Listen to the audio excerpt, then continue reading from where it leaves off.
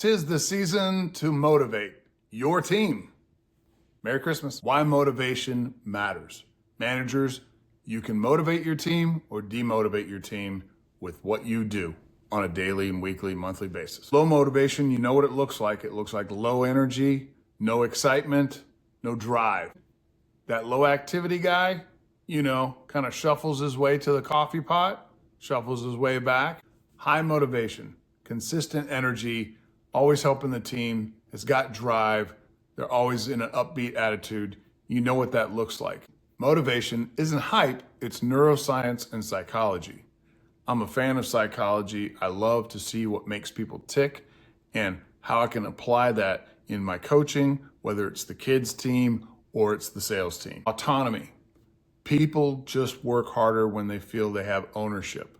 Give them the space that they need to create and also figure out their own tasks. Let them have freedom in how they structure their day, how they approach their prospects. If they need a little bit of coaching, fine, but give them that autonomy. I know for myself, when I was learning, I wanted a lot of help, but then once I gathered some of those skills, I wanted to show how those skills grew and how I was able to use them as I would use a tool out of a toolbox and be able to create something and then bring that back to my management team and say, look what I did, look what I built, see what happened. And that allowed me to grow even faster. So think about it this way. When you stop controlling the tasks and you start aligning the outcomes, you're going to have better results. You're going to have better meetings with your team.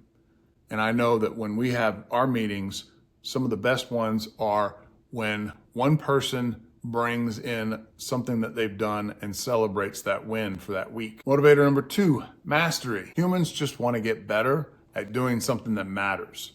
If it matters to me, I work on it more. I try to refine my skill set. So a theory is growth keeps reps more engaged than the rewards do.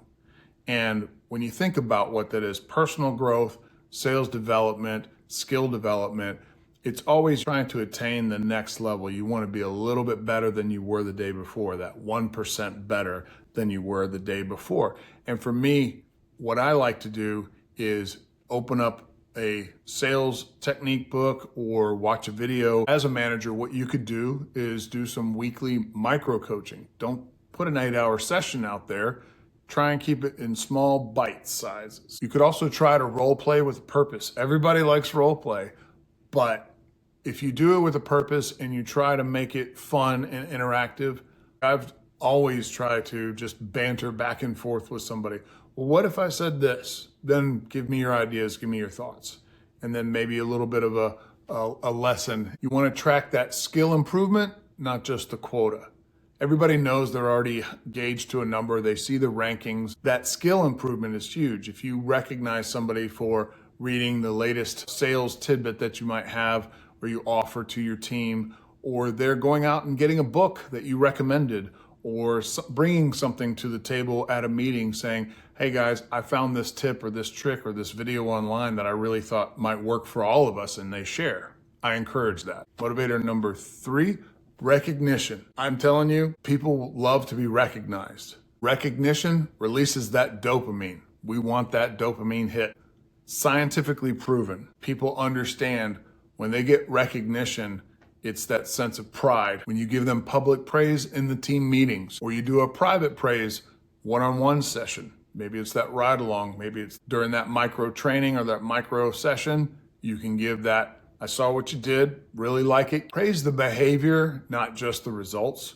Sometimes the person is making an attempt at something new, may not exactly get the results that they were intending or you were intending, but give them the praise for the behavior of acquiring that knowledge or that skill and putting it to use. Motivator number 4, progress visibility. People stay motivated when they see momentum. I look at momentum as being that incredible force. You see it in sports all the time. We just watched the SEC championship game. Incredible motivator.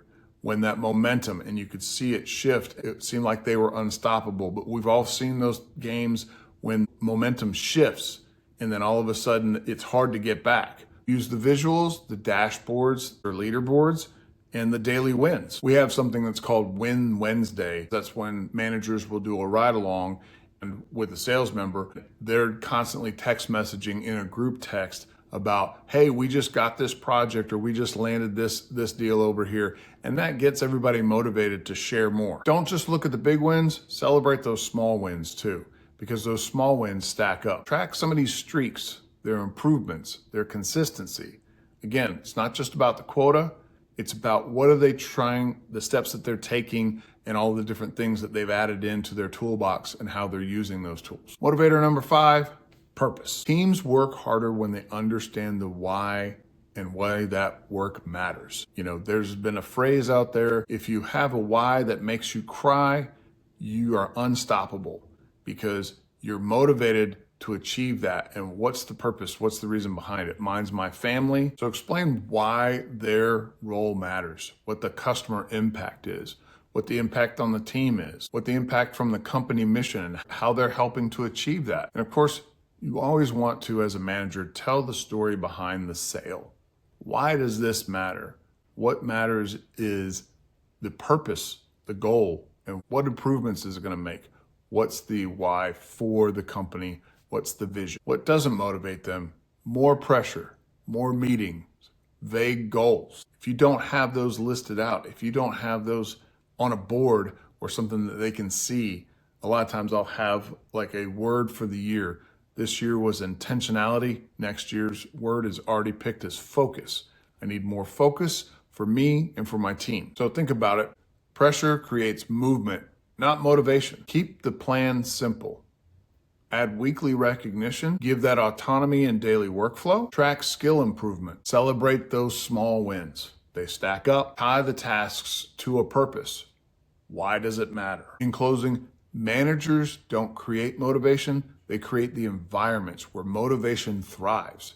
Give them a place where they feel that momentum, that motivation, all of the things that are positive and going towards an upward trend. Make it exciting.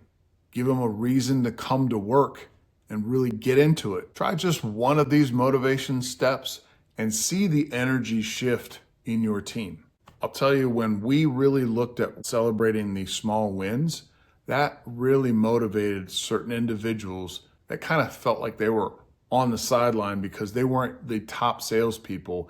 And when we celebrated those small wins, you saw them shoot up and they started attracting more business. Try just one of these motivation steps and see the energy shift in your team.